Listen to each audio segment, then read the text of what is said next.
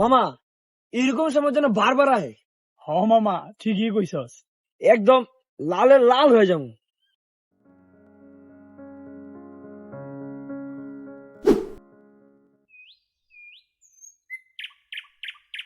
এ মুফাজ্জল, মুফাজ্জল, মুফাজ্জল,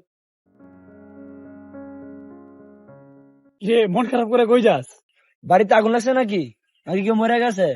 কেউ মরে গেলে আমার দোকান থেকে কাপড় নিয়ে যাইস, দাম বেশি রাখবো না। সব খালি ওর দোকান থেকেই নিস না, কিছু আমার দোকান থেকেও নিস।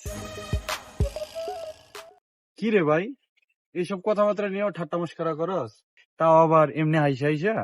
কি আর করার বল, আমরা হইলাম ব্যবসায়িক মানুষ, সবকিছুতে ব্যবসা হান্দা দিই। আচ্ছা, মাইলস্টোনে যে বিমান ক্রাশ হয়েছে জানোস না? হে তে কয় কি না আবার জানি কেমনে? জানি দেখে তো আমি এত খুশি। কেমনে কছে এই কথাবার্তা?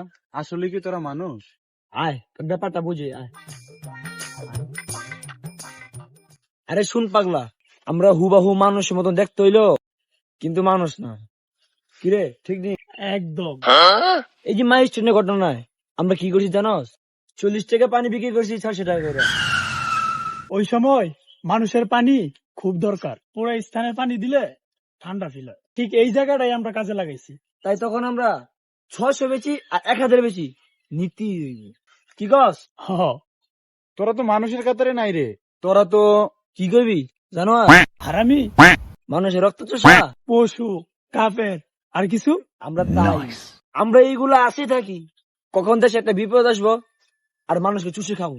হ, দেখলি না, করোনা শুধু আসার নাম নিছে, 2 টাকার মাস্ক 100-200 টাকা করে বিক্রি করছি। অথচ দেখ, চাইনা অন্য অন্য দেশে ফ্রি করে দিছিল। দেশে কোনো দুর্যোগ আইলে সব সিন্ডিকেট কইরা আটকায় রাখা 5 টাকা জিনিস 20 টাকা বেশি। দেশের অসহায় মানুষ তোর কাছে এত তুচ্ছ? আমগর দরকার বিজনেস। তাই বইলা মাইলস্টোনের এত ছোট ছোট বাচ্চাদের সাথে ও করে বাঁচাইতে আসা মানুষদের সাথেও বিজনেস?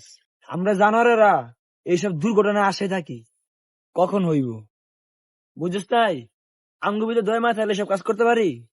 ওই রুবেল, কয়দিন আগে তোর মাইয়ার রক্তের জন্য কত কান্নাকাটি করলি, বললি যত টাকা লাগে দিবি, রক্ত যেন ম্যানেজ হয়। শেষমেশ কি হইলো? স্টুডেন্টরা আইসা বিনামূল্যে রক্ত দিয়ে গেল, আর তুই কিনা। এ তোরা কথা কইলে ক, আমার দোকান খুলতে হইব, সময় হয়ে গেছে।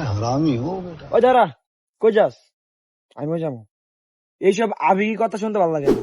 যা যা, মানুষের রক্ত চুষে আর কয়দিন ভালো থাকবি? বেশি দিন না।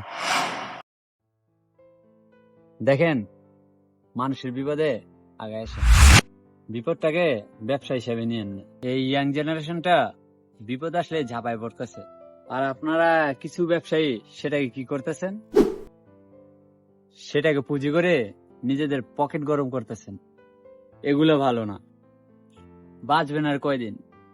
মানুষের বিপদে পাশে থাকেন, ভালোবাসা অর্জন করেন, দেখবেন দুনিয়াটা কত সুন্দর লাগে।